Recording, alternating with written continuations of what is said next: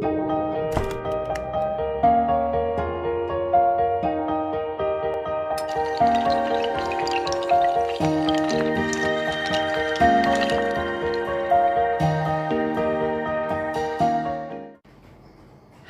Assalamualaikum warahmatullahi wabarakatuh. Kali ini kita bertemu dengan materi teks cerita sejarah. Untuk pertemuan yang pertama, anak-anakku, apa kabarmu?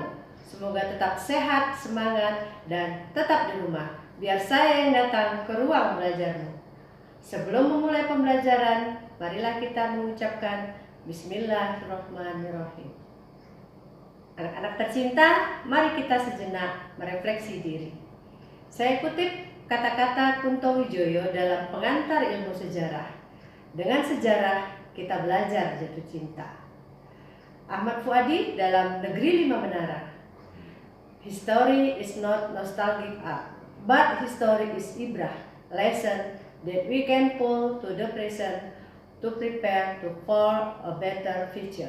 Sejarah bukanlah seni nostalgia, tetapi pelajaran yang dapat kita penuhi saat ini untuk mempersiapkan masa depan yang lebih baik. Anak-anakku, kompetensi dasar yang ingin kita pelajari hari ini adalah kompetensi dasar 3.3 dan 4.3 yang dirangkum dalam tujuan pembelajaran, bahwa setelah selesai proses pembelajaran dengan menggali sumber literasi dan melakukan analisis teks, kamu dapat mengidentifikasi informasi yang mencakup orientasi, rangkaian kejadian yang saling berkaitan, komplikasi dan resolusi dalam cerita sejarah lisan atau tulis, kemudian mengonstruksinya menjadi nilai-nilai yang bisa kamu gali dan menyajikannya dalam sebuah teks eksplanasi yang baik. Stop. Selanjutnya, kita akan menyimak pidato dari Bung Tomo untuk menjawab pertanyaan-pertanyaan dengan pola 5W tambah 1H. Saya jelaskan sedikit di sini. Ambillah buku latihanmu, kemudian kamu bisa menjawab pertanyaan-pertanyaan atau mencatat hal-hal penting dari pertanyaan berikut ini. Siapa nama tokoh yang berpidato tersebut? Lalu apa yang terjadi sehingga dia berpidato? Kemudian kapan terjadinya? Kamu bisa tuliskan waktu peristiwa itu terjadi. Lalu di mana? Tuliskan tempat kejadiannya. Mengapa? Tuliskan mengapa peristiwa tersebut terjadi. Dan bagaimana? Tuliskan bagaimana urutan proses peristiwa kejadian berikut. Nah, anak-anak hebat, mari kita saksikan pidato luar biasa ini.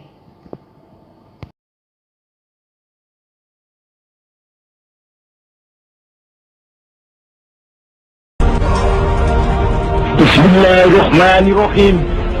Merdeka! Saudara-saudara, rakyat jelata di seluruh Indonesia, terutama saudara-saudara penduduk kota Surabaya, kita semuanya telah mengetahui bahwa hari ini tentara Inggris telah menyebarkan pamflet-pamflet yang memberikan suatu ancaman kepada kita semua. Kita diwajibkan untuk dalam waktu yang mereka tentukan menyerahkan senjata-senjata yang telah kita rebut dari tangannya tentara Jepang. Mereka telah minta supaya kita datang pada mereka itu dengan mengangkat tangan.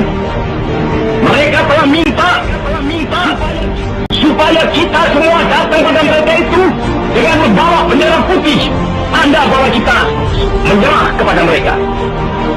Saudara-saudara, di dalam pertempuran-pertempuran yang lampau, kita sekalian telah menunjukkan bahwa rakyat Indonesia di Surabaya, pemuda-pemuda yang berasal dari Maluku, pemuda-pemuda yang berasal dari Sulawesi, pemuda-pemuda yang berasal dari Pulau Bali, pemuda-pemuda yang berasal dari Kalimantan, pemuda-pemuda dari seluruh Sumatera, pemuda Aceh, pemuda Tapanuli, dan seluruh pemuda Indonesia yang ada di Surabaya ini, di dalam pasukan-pasukan mereka masing-masing, dengan pasukan-pasukan rakyat yang dibentuk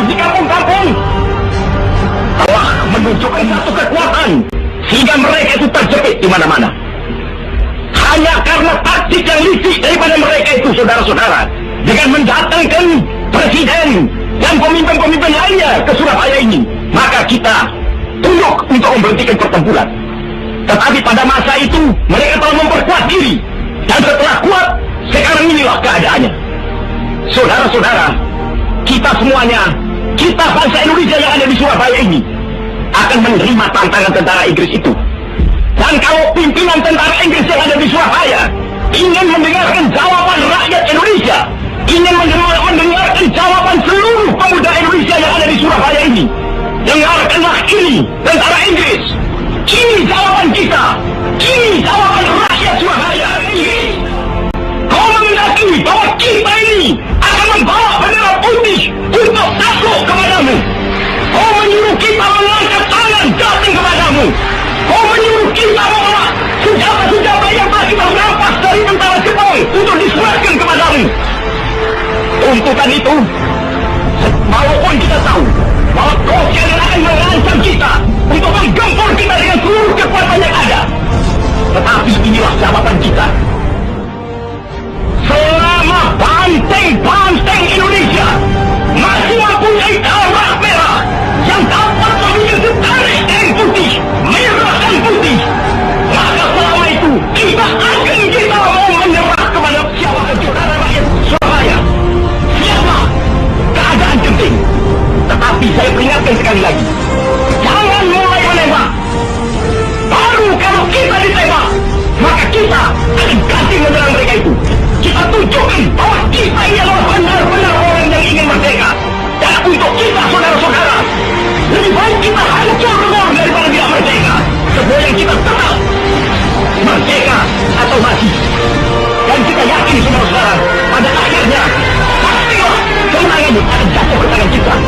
Sebab Allah selalu berada di pihak yang benar. Percayalah, saudara-saudara, atau mati. Dan kita yakin, saudara-saudara, pada akhirnya pastilah kemenangan akan jatuh ke tangan kita. Sebab Allah selalu berada di pihak yang benar. Percayalah, saudara-saudara, Tuhan akan melindungi kita sekalian. Allahu Akbar, Allahu Akbar, Allahu Akbar. Merdeka!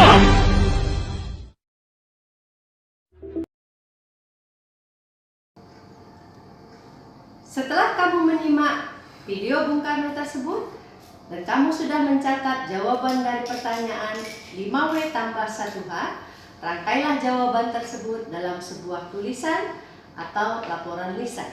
Nah, pada bagian akhir teks itu, berilah kesanmu terhadap nilai-nilai positif yang kamu peroleh setelah mendengar pidato tersebut. Anak-anak, lalu pertanyaannya bagaimana? Kemudian merekonstruksi cerita sejarah menjadi sebuah novel. Anak-anakku tercinta, novel sejarah berdasarkan jenisnya tergolong ke dalam teks rekon. Tapi teks rekon ini kita bisa bagi menjadi 3. Yang pertama adalah rekon pribadi. Itu artinya dia memuat kejadian dan penulisnya terlibat secara langsung. Kemudian ada rekon faktual. Adalah novel yang memuat kejadian faktual seperti eksperimen, kemudian laporan polisi dan sebagainya. Lalu ada yang disebut dengan rekon imajinatif, adalah novel yang memuat kisah faktual yang dihayalkan dan diceritakan secara lebih rinci. Nah, berdasarkan penjelasan ini, novel sejarah yang kita akan bahas adalah novel dalam kategori rekon imajinatif. Jadi novel tersebut didasarkan atas fakta-fakta sejarah yang kemudian dikisahkan kembali dengan sudut pandang yang lain yang tidak muncul dalam fakta sejarah, misalnya kegemarannya, emosi, keluarga, dan sebagainya. Sebagai contoh ada novel-novel Pramudia Anantatur yang berjudul Arus Balik, Mangir, kemudian ada cerita dari Ramadan KH, misalnya Kemelut di Majapahit, dan novel-novel lainnya.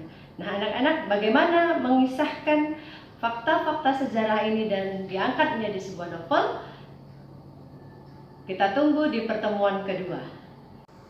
Anak-anakku, demikian pembelajaran yang sudah kita lakukan. Terima kasih kamu sudah berpartisipasi untuk aktif dalam pembelajaran kita.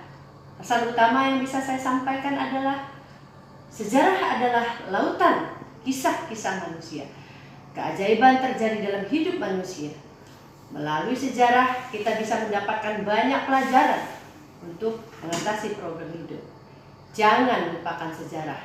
Dengan memperluas wawasan sejarah, kita bisa menjadi penguasa kehidupan selanjutnya. Terima kasih. Salam literasi. Assalamualaikum warahmatullahi wabarakatuh.